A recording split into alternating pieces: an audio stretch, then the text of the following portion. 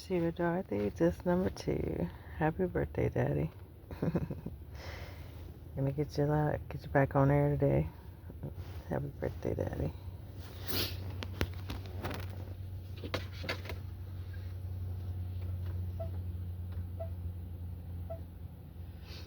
I will go on to say if White had thought his daughter was in harm's way, Fernando would have been forced to turn around and look for them.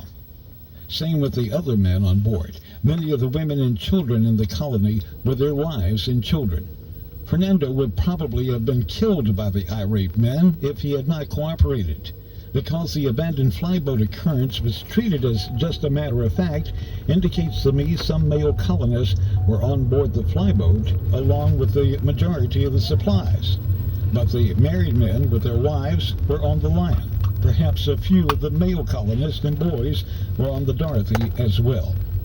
The flyboat controversy ends 3 days later, when it arrives on the Outer Banks, apparently in good shape, but just running behind. White notes in his narrative, she arrives to the great joy and comfort of the whole company, except Fernando, who grieved greatly at their safe coming, so he says. The colonists somewhat established themselves on Roanoke Island. Virginia Dare is born. Matteo is christened, and the colonists persuade John White to return to England for more supplies. Before John White leaves, he buries many of his personal belongings and must have suffered much anxiety. Note that he was leaving his daughter and granddaughter behind in such a precarious situation. However, the planters, as they now call themselves, indicated shortly they would move 50 miles into the Main. John White goes aboard the flyboat, which is riding just off the Outer Banks alongside the Lion, which has just arrived once again on the Outer Banks. However, there's no indication in White's narrative as to where the Lion, under command of Fernando, ventured off to for nearly the whole month. However, on August 21st, a big storm comes up, maybe a hurricane, causing the Lion to cut her cables and go out to sea. The weather was so rough she stayed gone for 6 days.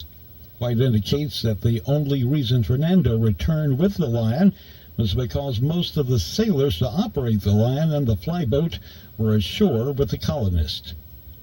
Once the flyboat is loaded and ready to get underway, 10 of the 15 crewmen are seriously injured trying to haul in the anchor when a capstan arm breaks.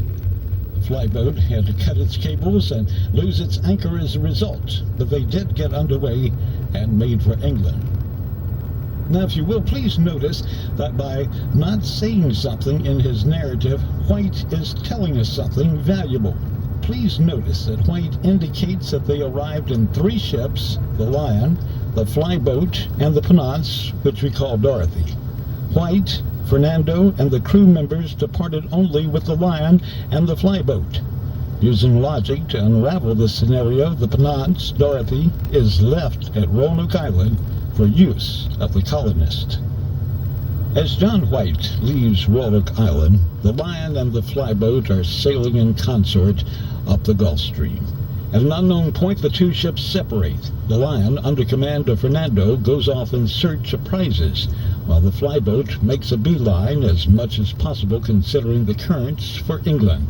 After arriving in Western Ireland, the flyboat stops short of the harbor at Smerwick and waits for someone to lead them into the harbor or pick them up. Again, White tells us something that he does not say.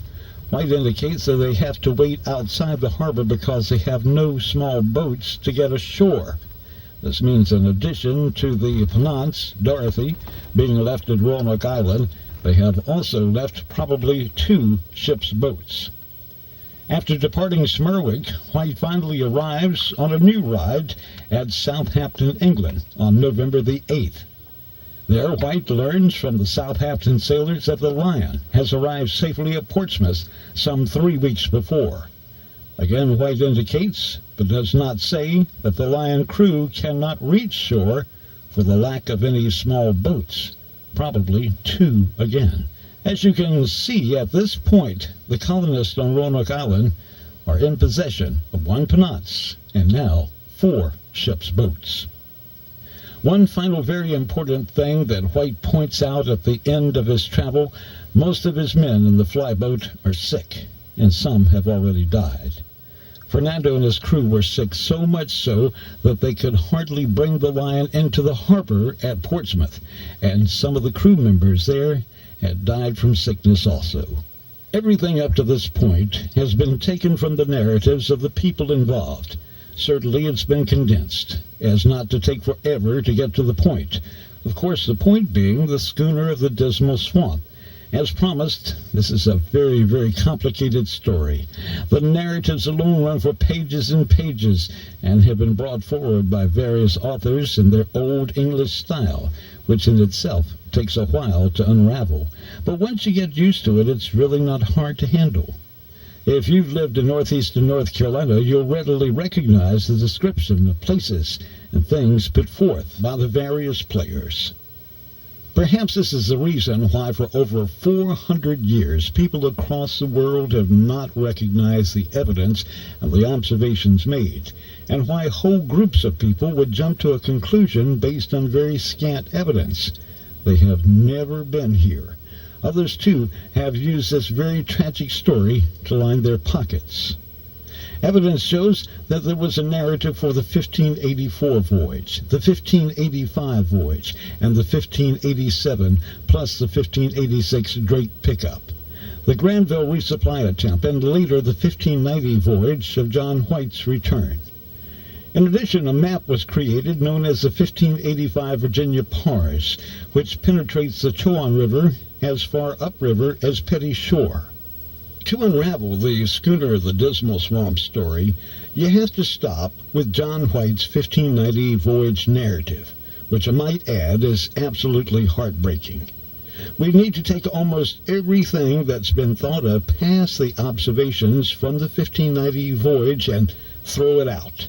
I do realize this may sound ridiculous, but keep in mind that almost all of the things thought of, conjectured, speculated, written, or drawn have never produced one piece of hard evidence.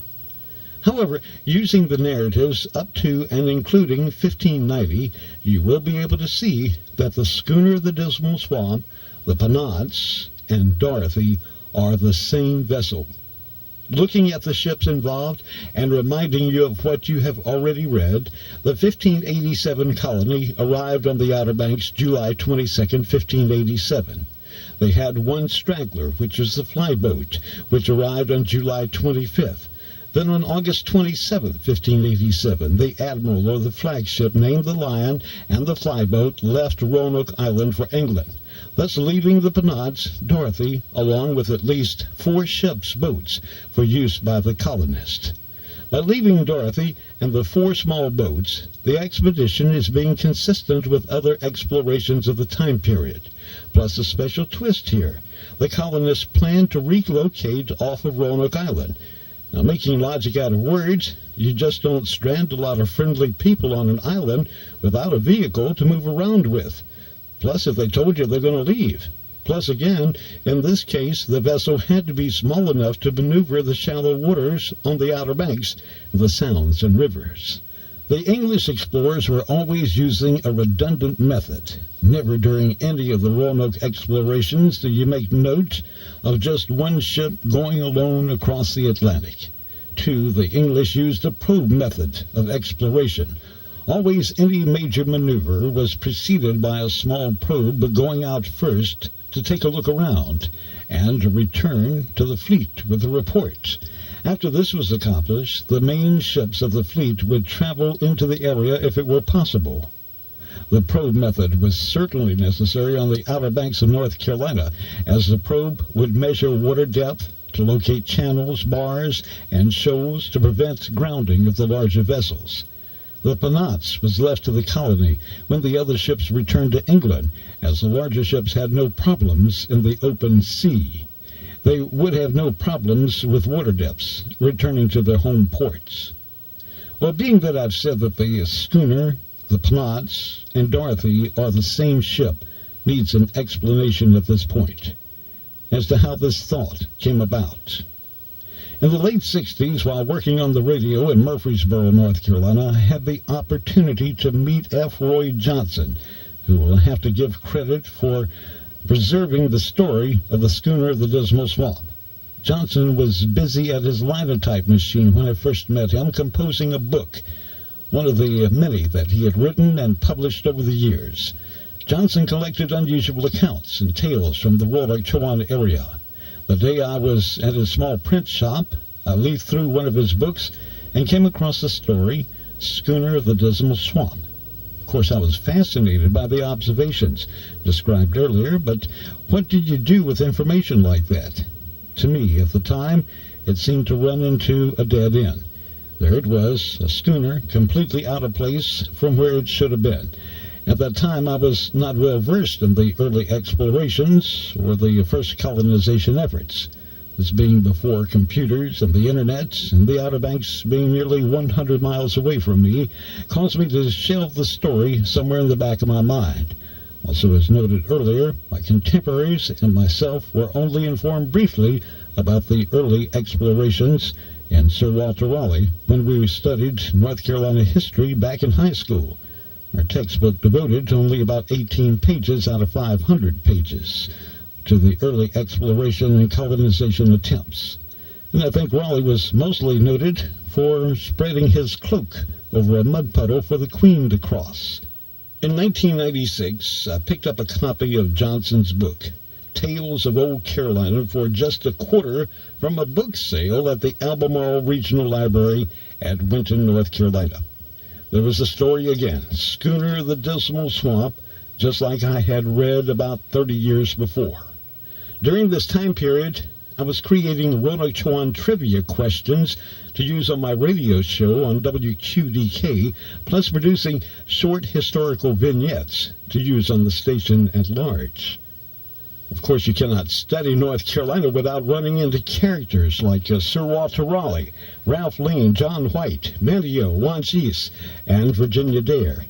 During my reading binge, of course, I came across the story of the lost 1587 colony, where all souls disappeared and, as best anybody knew or guessed, joined up with the Croatoan Indians and became a part of our rich history. Still, a connection involving the two ships had not materialized in my mind until I read John White's narrative from his 1590 voyage, from which I quote, as is printed in Quinn's Roanoke Voyages 2-volume set. From thence we went along the waterside toward the point of the creek to see if we could find any of their boats or panots. Of course, at the time, I could recognize the word boats spelt B-O-T-E-S, which means B-O-A-T-S and indicates more than one. This was before the Oxford Dictionary. We'll have more on that later, but I absolutely did not know what a panots was. By further reading, I discovered for myself that a panots was a boat too, a much larger boat. Also, I found a different spelling, P-I-N-N-A-C-E, which worked a whole lot better when I looked it up in a dictionary. The dictionary indicated it was a small utility-type ship used by early explorers to explore inland waters and could be of various sizes. In other words, whatever would fit the bill. If it was used to explore, it usually was larger than a panots that was designed to run from ship to ship in the fleet to transfer messages and supplies and passengers. The larger version usually had one or two masts. At this point in my life, the hair stood up on the back of my neck. The 1587 colonists had a two-masted ship at their disposal and boats. The ship they had was ocean-going. It had completed the trip from England in 1587 under its own sails. It was originally destined for Chesapeake Bay. The colony had disappeared. The boats were gone. The two-masted panots was gone, according to White. No one has ever produced any hard evidence as to where they went. F. Roy Johnson, writes an account of a two-masted ship found 10 miles from navigable water off the Chowan River in Gates County, North Carolina. No one knows where it came from or how it got there. The logistics of these two puzzle pieces fitting together so neatly were too much to miss or ignore. I just couldn't believe it. Possibly the long-sought-after hard evidence was sitting under our very noses. Evidence that could solve America's oldest mystery, the disappearance of the 1587 colony and the colonists' trail to oblivion. To say the least, I was elated at the thought, but I had to get all my ducks in a row. By not being able to run right off and whack out a piece of the ship, get it analyzed, and then hand it over to an authority meant that I would have to eliminate all of the other possibilities for the schooner, as well as the 1587 Panots, which probably belonged to Sir Walter Raleigh. On my weekly business trip to the Outer Banks, I used what I call the Great Circle Route. In other words, I went from Ahoskie to Sunbury, past the schooner site, to Elizabeth City, to Kill Devil Hills, to Mateo and Fort Raleigh, then to Columbia and Edenton, and then home. Every time I stopped at Fort Raleigh, I guess I freaked the people out of the bookstore when I bought a copy of every book that they had in stock on the subject of the 1587 colony, several $100s worth, some with maps, and some with alleged almost absolute proof of how the colony met its demise, or selected to go elsewhere. As I tore through the material, two things came out. No one had any hard evidence, not even a sprig of hair from a supposed colonist. Secondly, no one mentions the fact, except Quinn, that there could be a two-masted ship involved after White's departure for England that late summer. Most books suppose that the colonists joined with the Indians, namely the Croatoan tribe at modern-day Buxton. But nowhere is it mentioned how they got there. I do believe that these were religious people, but for some reason I can't see them all walking on water. There had to be boats involved for anybody in that area of the continent to move about for any distance at all. We're talking about 100-plus souls, men, women, boys, and babies on an island. In White's narrative, like we do today, he took for granted that the boats would be present to be used by the colonists. Since that time, writers have only used the words went to describe any maneuvers. Just like today, if someone says they went to Raleigh, we all assume that they meant by car. Let's look at some of the theories and a hoax that materialized because the colony disappeared. First, the hoax, which I will not spend much time elaborating on, the Dare stones. You may have heard of these stones, the first supposedly found near Edenton, where Highway 17 crosses the Chowan River. The stone, along with many others, were finally proven a hoax by a New York newspaper reporter, and the perpetrator exposed when the trail of stones ended at a Georgia college, where the hoaxer was a professor. As far as I've been able to discover, the Dare Stones hoax was the only flat-out hoax attempted with a monetary payoff at the end of the rainbow. Terrible thing about hoaxes, not only in this case, but involving any historical event. It tends to warp the overall perception of that event, usually ending with a fantastic story being created. The actual historic event is completely obscured. You must work with the facts, and only the facts, and conjectures and speculations must be noted. Usually the first thing that comes to mind when a conversation turns to the lost 1587 colony is that they were assimilated by the Native Americans. This is a very logical conclusion, until you ask the question, why do you believe this? Usually answered with, well, some of our ancestors could talk from a book, had fair skin, blue eyes, and blonde hair. We share the same last names as some of the colonists. This is entirely believable and might work if the lost 1587 colonists were the only English to touch in northeastern North Carolina and southeast Virginia. The fair skin, blue eyes, blonde hair might be logical of some European influence, but pointing out that some Native Americans also share the same last names with names of the colonists is just too far out to be conclusive as a direct link to the lost 1587 colony. Today, at least 44 names listed on the manifest for the 1587 colony compare with residents living in northeastern North Carolina today. Just pick up a phone book and you'll see the names like White, Nichols, Taylor, Johnson, Hewitt, Jones, Powell, Martin, Brown, Burden, Ellis, Smith, Harris, Lucas, Wright, Beard, Wood, Pierce, just to mention a few. You must consider the number of Englishmen that were in and around the area that had contact, even before the arrival of the 1587 colony. We have to consider the men, total number unknown, that came with Amatus and Barlow, Granville's sailors, Ralph Lane's 108 men, the 3 men abandoned on the Chuan River in 1586, the 15 men left by Granville as a holding party at Roanoke Island. These men later disappeared as well. And of course, the 87 men left as part of the 1587 colony.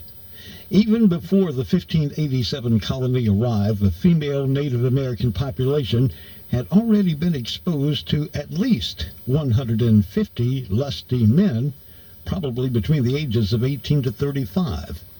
I really find it hard to believe that at least 1 or 2 dogs didn't get off the porch.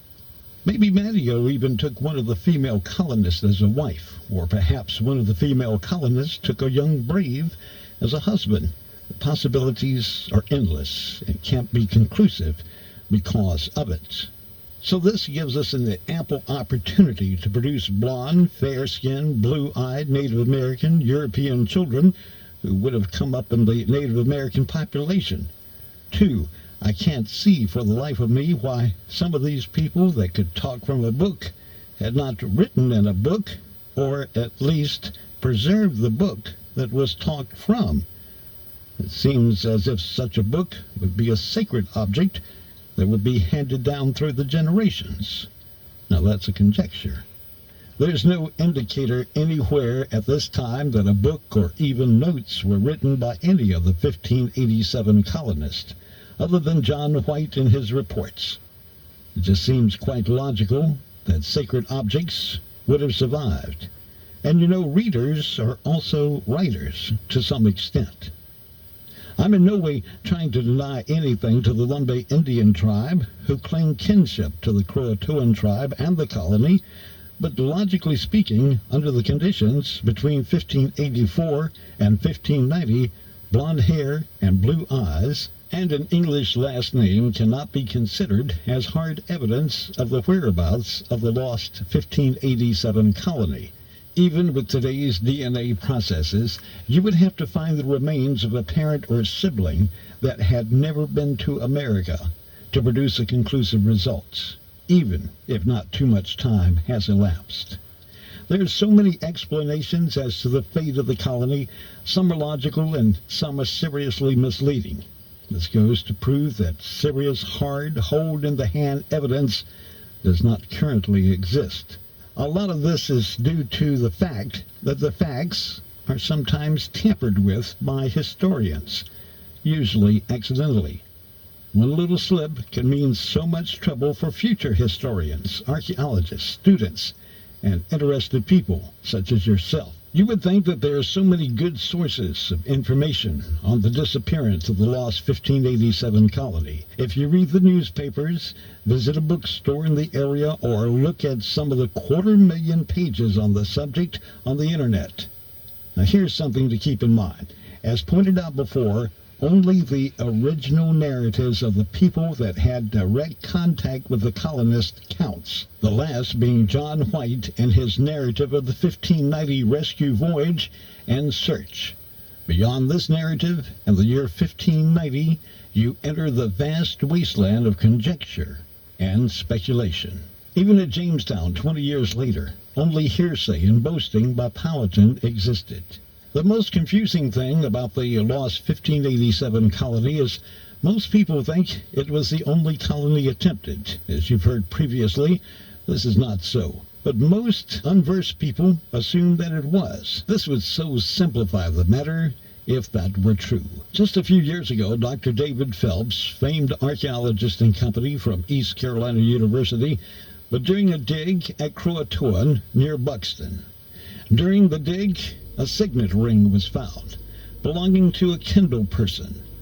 Now, many people assumed that because this ring was from the era and found at Buxton, that it belonged to one of the lost 1587 colonists. Dr. Phelps pointed out, however, that the ring was possibly from the 1585 Lane colony, as there is not a Kendall listed with the 1587 colony. However, there was a Kendall and Master Kendall listed with the 1585 Lane colony. So once again, we're left without any hard evidence or proof concerning the presence of the lost 1587 colony there at Buxton or Croatoan. We've only proven the European presence at Croatoan. As you noticed, it's a hard story. It's complicated because of the multiple events that have taken place, all near the same place, within a few years of each other. Plus, many of the names are the same from one narrative to the next. Another confusing point concerning the names involved is a difference in spelling, such as Raleigh. Today we spell it R-A-L-E-I-G-H. However, it is historically noted that Raleigh preferred R-A-L-E-G-H among the 40-plus other ways that he spelled his own name. While reading the narratives, you would think that the authors were the worst spellers in all of history. However, there is a reason: the Oxford Dictionary. The Oxford Dictionary wasn't created until years later. Now, prior to that, an educated person could spell anything any way they wanted to. I tried to explain to my 8th grade spelling teacher that I was pre-Oxford, and she just didn't believe it. All jokes aside, the pre-Oxford Dictionary way of spelling makes it a little difficult to decipher some of the words in the narratives. For us, it gives us a reason as to why Dorothie, D-O-R-O-T-H-Y, and D-O-R-O-T-H-I-E can be spelt two ways from an authoritative source and still mean the same ship. It's brought out in the narratives concerning the same event. One author would write her as D-O-R-O-T-H-Y and the other as D-O-R-O-T-H-I-E. I have selected the spelling D-O-R-O-T-H-I-E as the written name of this particular ship, so that she is not likely confused with a modern-day Dorothie, especially one from Kansas who wore the ruby slippers. I don't feel that I even have to give you the answer, as you most likely know that I'm speaking of Dorothie from The Wizard of Oz. Plus, there is a likelihood that her namesake, the ship's namesake, which I'll explain later, spelled her name as D-O-R-O-T-H-I-E.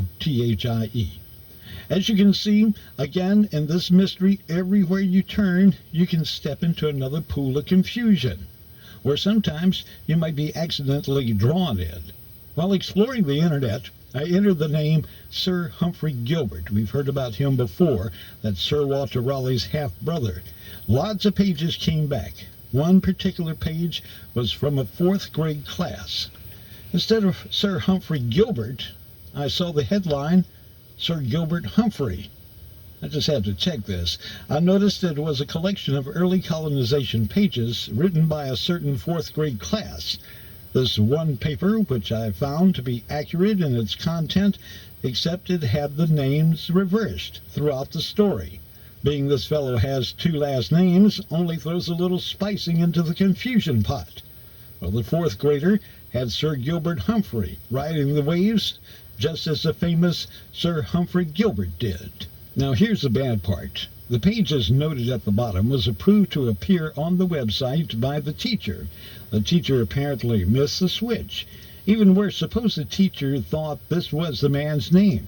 He or she would continue to teach the children this man's name in its backward state, maybe for years. The man's name would continue to be reversed and put a little warp into history accidentally. 2 surfers on the internet could pick up this reversed information and possibly bring it into another history class where the information would be passed on and on. Thank God for teachers that are familiar enough with the story. In live radio and on the internet, once it goes on the air, There's no way to draw it back. It has penetrated too many ears to be corrected as fast as it was absorbed. Considering the vastness of radio and the internet, if 80% heard the corrections and 20% didn't, and will go the rest of their lives believing incorrect information, which in turn could bog down a future researcher, as he or she would probably spend hours unraveling such a simple mistake. Also on the internet, and in an edition of the Virginian Pilot, a researcher notes that he has discovered the name of one of the 3 ships associated with the 1587 colony. The name is noted as the Admiral. By reading and absorbing the original narratives, one can tell that the Admiral, as noted earlier, is the flagship of a group of ships in those days. That's how the flagship is noted. The word itself, flagship, does not come into use until years later. As you can see, misunderstanding of the like are published as fact, once again driving other researchers up the wall and wasting time. To me, this misunderstanding only proves that the researcher is working from later information rather than the originals. Another internet site indicates the Roanoke Island is an island off the North Carolina coast. Emphasis on the word off. Again, confusion reigns. If we casually look at a map of North Carolina, then you see Roanoke Island is between the Outer Banks and the mainland. Using the phrase off of puts the readers into thinking the island is in the Atlantic somewhere. If you were not familiar with local geography and looking at a map, you may say, there's no island off the coast of North Carolina. If I may, I will also pass along to you that this same web page, which is still running today, also left the Outer Banks entirely off of their map of North Carolina. To me, this proves the website's inaccuracies and destroys the integrity of its contents. The website is associated with one of the most prestigious magazines on geography and has been publishing for over 100 years. Other quirks I've noticed, one writer on the subject of the lost 1587 colony indicates that Virginia Dare was born at Roanoke Island, and she was a girl. This is correct, but he goes on to write, a few days later a baby was born to the Harveys, but there's no indication of the sex of this child in the narratives. However, the writer says it was a boy. Once again, the integrity is destroyed at that point because the original narratives were not considered. Had they been, the writer would have not been foolish enough to claim sex of the child. Even my favorite writer on the subject speculated in his footnotes. David Beers Quinn indicates that in one of the descriptions of the natives encountered during the Amadas and Barlow expedition in 1584 was white coral as body decoration. However, Quinn indicates doubt of using white coral. I can only assume that Quinn thinks that there's no white coral in the area. However, directly from the narrative, the writer, Barlow, says about her forehead she had a broad band of white coral, and so had her husband many times. Even though Quinn never directly says it was not white coral, he politely says, in this case, was probably composed of shell or bone beads, not coral. If you've ever walked the shores of the Chowan River at water level, many pieces of white coral are present in the sand, having washed from the base of the high cliffs in Hertford and Bertie counties. This coral, reportedly thousands of years old, was covered over as the 60-foot sand dunes were formed on the Suffolk Scarp, when these cliffs were once a portion of the Atlantic coast.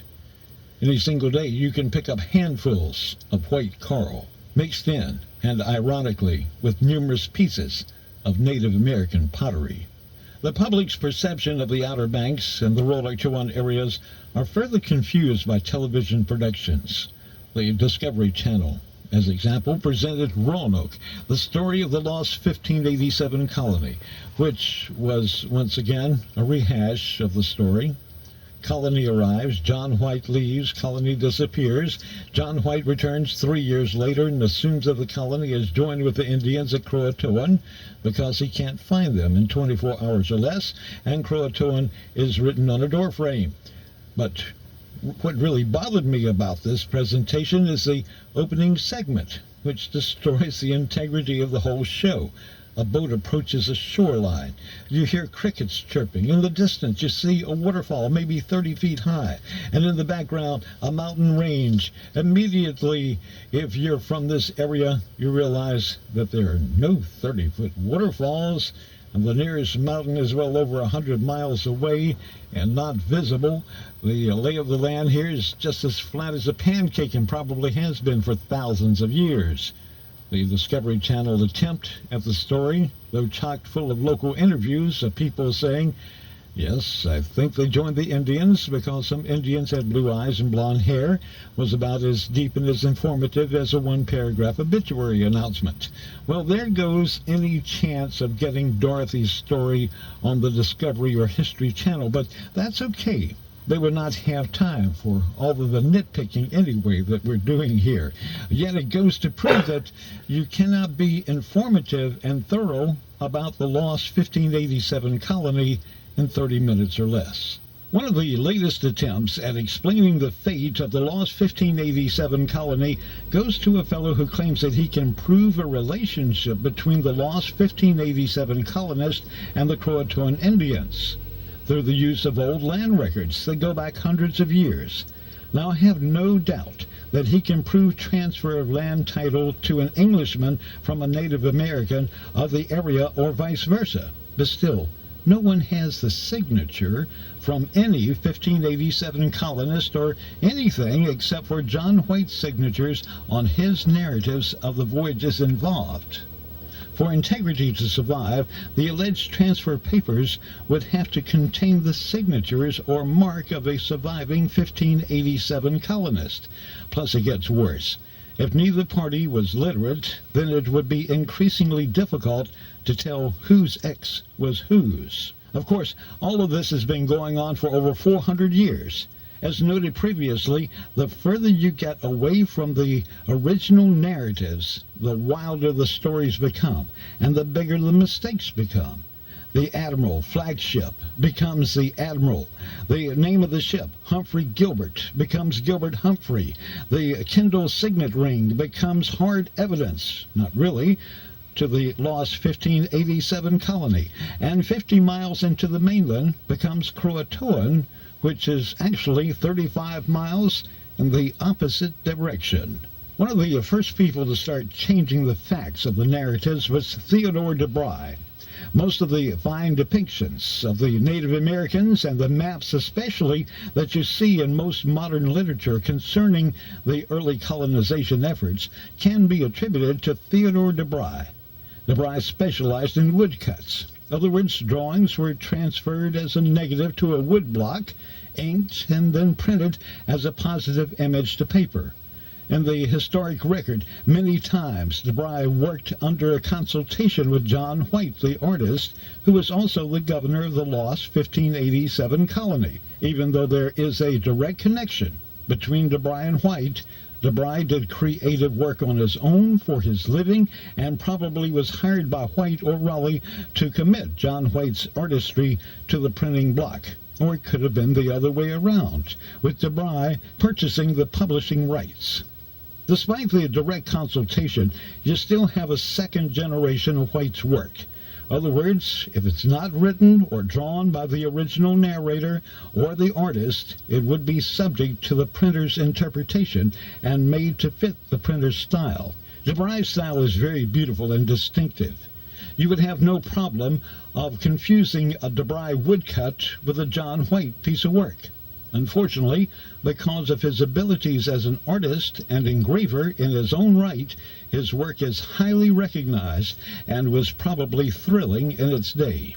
His engravings are probably the first thing that you visualize when you hear of the 1587 colony or early exploration of the Outer Banks. It seems nearly that every piece of White's work, whether maps or images or Native Americans, were distributed through de Bry, because of his ability as an engraver and his ability of carving on wood blocks to mass produce the works and distribute them to the general public. Well, you can just imagine the skill that went into de Bry's work. Every woodblock was hand-carved in reverse before it was committed to the press.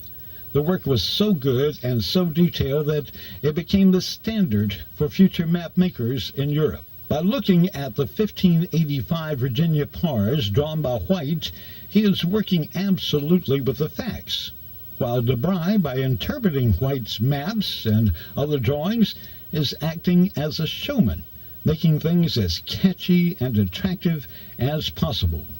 But still, de Bry's work is not the original, meaning even though de Bry consulted with John White on making the maps, he never came to the colony and only worked from John White's notes and comments and artistry plus Harriet's. In addition, the de Bry maps were not released until 1590. In other words, the lost 1587 colonists could have never seen them or used them as an aid to find their way around the New World.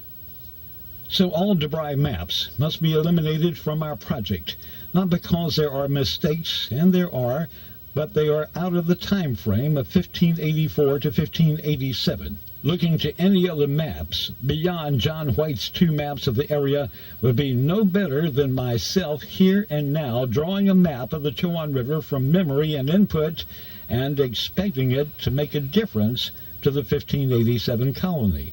Obviously, that just can't happen. However, modern topo maps of the area are useful in discovering old waterways and trails that would date back to the time of early exploration. Satellite photos of the Outer Banks, Albemarle and Pamlico Sounds, the Roanoke and Chowan River basins are testaments today to the accuracy of Harriet and White's working together, with just a compass, astrolabe, and observation committed to paper by White. Only the original material that came from the time period, 1584 to 1590, John White's maps, and the actual players' narratives in this game of 400-year-old cat and mouse will really count, and will lead to Dorothie, the schooner the Dismal Swamp, and the people of the 1587 colony.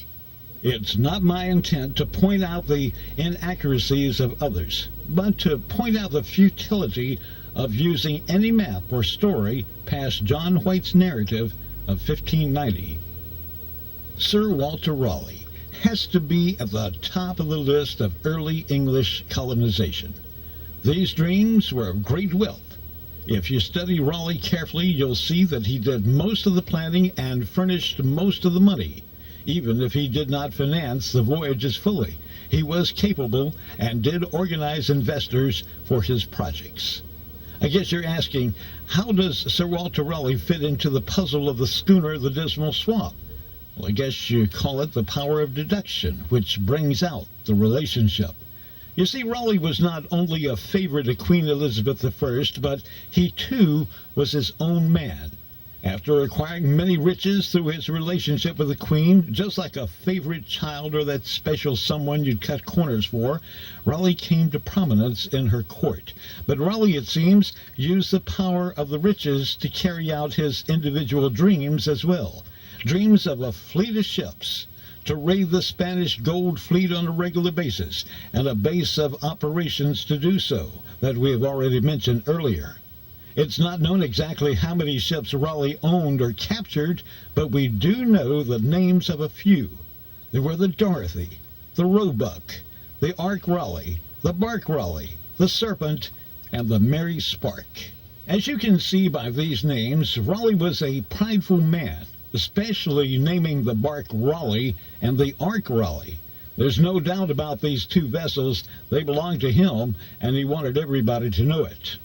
Raleigh was an avid hunter as well, so we get the Roebuck for the little deer of the English forest that he loved to hunt.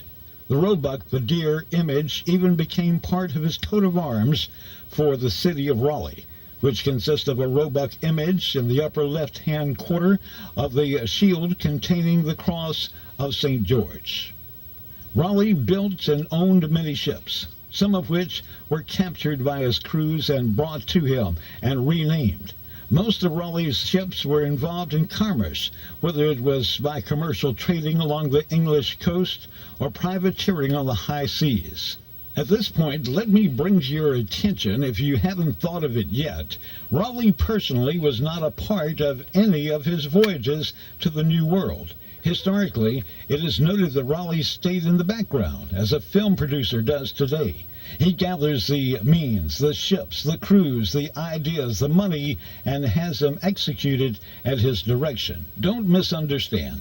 Raleigh was a very capable man. However, acting as an actual member of a crew preceded his association with the Queen's court. Without going into infinite detail, Raleigh was first a member of Queen Elizabeth's court, following his part in a victory in France. Apparently, Elizabeth was impressed with this man. Raleigh, it seems, could gaze upon Elizabeth not only as his queen, literally, but also as a woman. Nowhere in history does it come right out and say that the two were lovers when the crown came off, but looking at Raleigh's life indicates there was certainly a relationship there that was much more complex than just queen and subject. Raleigh was knighted by Elizabeth on January the 5th, 1585. Then Raleigh became a great orator in the court and was virtually the Queen's right-hand man. In other words, by piling on privilege after privilege and more responsibility in the day-to-day workings of the monarchy meant there was little time for Raleigh to personally reach out and satisfy his wanderlust and his desire for exploration and experimentation. It's historically noted that in addition to his court duties, Raleigh also took time for writing poetry, writing books on history, and just letting himself go by delegating authority to others. By all indications, if Raleigh had not been kept by the Queen, then he would have personally been involved in the building of his ships, the plowing and planting of his lands, and most likely would have been at the helm of each of his flagships involved in his colonization efforts. However, without the apparent relationship with Queen Elizabeth, Raleigh would have been unable to raise the finances and have the influence to get the clearances necessary to carry out his dreams. Raleigh realized apparently he was tethered to a never-ending situation, a catch-22 with the Queen. The game of chess that he was playing with her kept the game in stalemate. As long as he did not make that one fatal move, like rejecting the Queen, his life would continue confined to the shores of England and Ireland. Why Elizabeth kept Raleigh nearby had to be either her love or protection for this special man. Remember, Raleigh's half-brother, Humphrey Gilbert, had died exercising his patent for exploration a few years earlier. Well, it seems that Elizabeth realized that the only way to throttle Raleigh back and prevent the same thing from happening to him was to put him on a leash so firm that he could only explore in his dreams and through people he sent to do the work that he really wanted to do personally. Being kept away from the New World is probably why Raleigh engaged people like navigator-mathematician Thomas Harriot and artist John White. These two men were Raleigh's eyes, so that he could see what the continent and its inhabitants were like. Harriot wrote an extensive report of nearly everything he saw, and John White drew the pictures. I can just imagine Raleigh going over and over these pictures, the maps, the narratives, and the observations. For the time period, they were state-of-the-art. It was almost like being there. I would have to say, to Raleigh in his time, the drawings of John White had to be similar to watching the moon landing and the grainy television pictures that were relayed back to mission control. Harriot's narrative was the soundtrack. Not that we couldn't imagine what it was like, but there it was in black and white. The first man ever to step on the moon. Not only the man, but there was the soil, the lay of the land, and the other surroundings visible in that picture tube. Raleigh probably interrogated John White concerning his drawings and read Harriot's descriptions over and over again about what they had seen, drawn, and committed to words. Raleigh was a creative man and an experimenter. He could imagine ships and had some built to prove his theories, such as narrowing the beam of a ship would make it more maneuverable and faster. Also, one of his experiments gives us an outstanding clue to the schooner of the Dismal Swamp. Early in 2005, my friend and author Bill Trout, we were engaged in a conversation concerning the possibilities of the schooner actually being Dorothie, the penance of the lost 1587 colony. He informed me that soon he would be in contact with a North Carolina underwater archaeologist and would ask him what he thought. Bill was back with me in a few days with the thoughts. I didn't like it. According to the North Carolina underwater archaeologist, ships in use during the 1587 era were not copper-clad on their bottoms. Short but simple answer, akin to thinking way back there. The world is flat. You'll fall off the edge if you travel too far. I felt a conclusion was jumped to. There was no real consideration for Raleigh's genius, and apparently the North Carolina underwater archaeologist had not considered the fact that Raleigh was more or less the inventor of cladding or sheathing ships' bottoms. About 1612, Raleigh wrote in his book, Observations Concerning the Royal Navy and Sea Service, many details concerning the best design of ships, and noted that ships should be sheathed to prevent continuous repairs needed to ships' hulls because of its direct exposure to ocean water. Even though the words were not written until nearly 30 years later, since the 1587 colony, Raleigh was drawing from a lifetime of experimentation and observation. Now remember, most ships involved in the actual transportation of colonists and use by the colonists were owned by Raleigh. There is no reason to think that Raleigh would not use his own ideas on his own ships. I cannot see Raleigh not including his latest experiments in his new construction of the bark Raleigh and Dorothie. By the way, did you think that Thomas Edison had a light bulb well before everybody else did? Another interesting note, Raleigh was imprisoned at the time for treason when he wrote Observations, with plenty of time on his hands, and he was trying to influence King James, successor to Elizabeth, not only of his knowledge, but just trying to come across as a man that was worth something. Well, if you look at Raleigh's imprisonment, you'll see that Raleigh had befriended King James' son while he was locked away in the Tower of London. Raleigh taught the young man about navigation and probably everything that he knew about ships and sailing them. He even went so far as to dedicate Observations, the book, to the prince. It's as if Raleigh knew that if he could influence a young man, then eventually he would be set free at the prince's request. Unfortunately, the king's son died while Raleigh was still locked away. This, of course, was real bad news for Raleigh. Without the prince's influence on his behalf, the next step for Raleigh was the long put-off execution. The execution took place soon after the prince's death and at the insistence of the Spanish king. As you might have noticed, Raleigh depended on the king's son for his freedom. Whether there was a likelihood of the prince getting Raleigh set free is not known, but obviously when the boy died, Raleigh lost all of his investments. All of the before-mentioned happenings in the Tower of London concerning Raleigh are of the historic records. I point this out as it's important to see that Raleigh's way of accomplishing things, he used much flattery. The young prince, as you may realize, was not the first time that Raleigh tried to use flattery as his way to get what he wanted, and for us opens a door and gives us a reason why the schooner of the Dismal Swamp with her copper-clad bottom got her name Dorothie. About 1583, Raleigh had built, literally he paid to have them built, at least 2 barks. In 1584, these 2 ships were used by Amadas and Barlow to explore the Outer Banks of North Carolina. The construction of these 2 ships is noted in Barlow's account of the 1584 voyage. It is conjectured by historian David Beers Quinn that one ship was the bark Raleigh, the other Dorothie. Bark Raleigh was rated at 200 tons, Dorothie at 50 tons.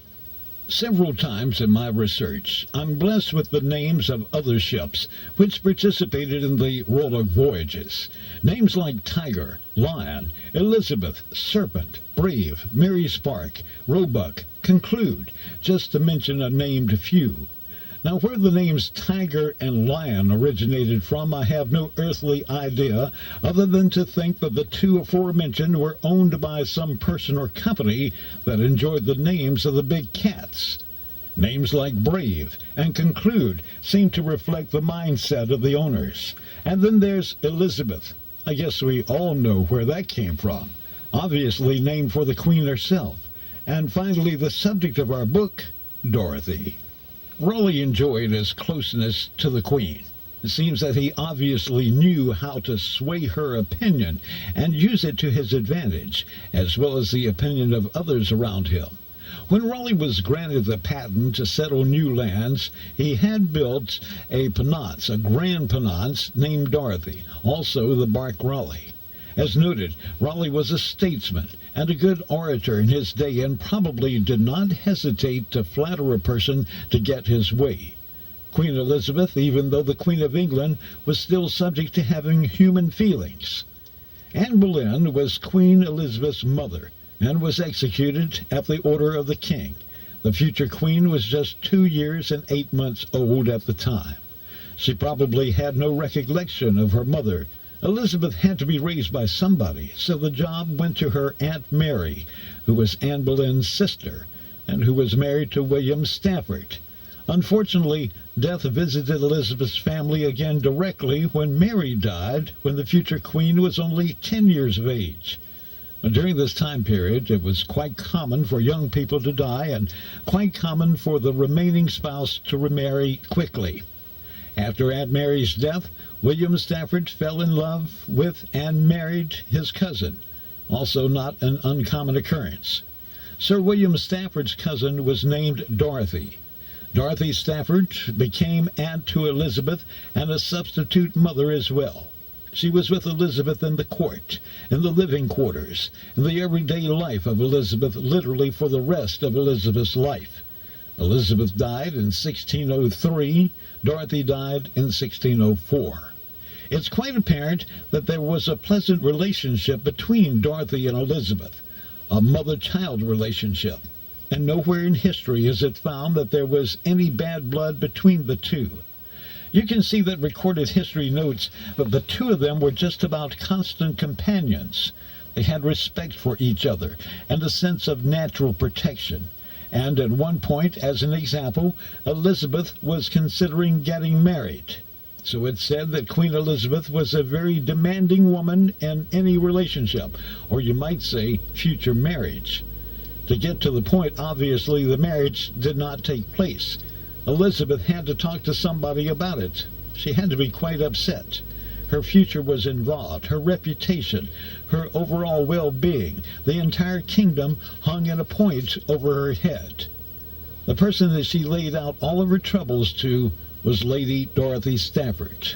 It's historically noted that she kept Lady Stafford up all night with her worries. Now, who do you run to when your world is falling apart? Your mother, sister, brother, father, best friend? Well, I hope this shines light on the fact that Lady Stafford was much, much more than just another lady of the court. If you're wondering what all this has to do with a rotting old ship in the dismal swamp, then consider this. About the time of Walter Raleigh's shipbuilding days, before he was knighted, Raleigh was building a grand pinnace, or small bark, as the ship was described in history, named Dorothie. Raleigh named his ships for a reason. Although not clear in the papers of history how many ships he did own, it is obvious that the man owned many. Raleigh named his largest ship the Ark Raleigh, later to become the Ark Royal when it was sold to the Queen. Another name to Roebuck for the little male deer of the English forest that we've heard about before. Raleigh, it seems, would connect his attraction for an animal or a person and use these as a ship's name. Considering Raleigh's dream of colonization and exploration, it's no wonder how the ship Dorothie got its name. Raleigh obviously named his new bark, pinnace, Dorothie, to show his respect for Lady Dorothie Stafford, best friend, confident, and mother figure to the Queen. He certainly would get more mileage out of the name Dorothie than he would if his ship was named Mary Queen of Scots, who Queen Elizabeth had beheaded. Sounds crafty, I know, but keep in mind that Raleigh had big plans for America, and he was not beyond using every influence that he could to acquire the patent to settle the new land. By naming the little bark Dorothie, Raleigh may have, in the case of the Queen, just planted one of the best seeds that he had to get the voyages and the exploration underway. I will go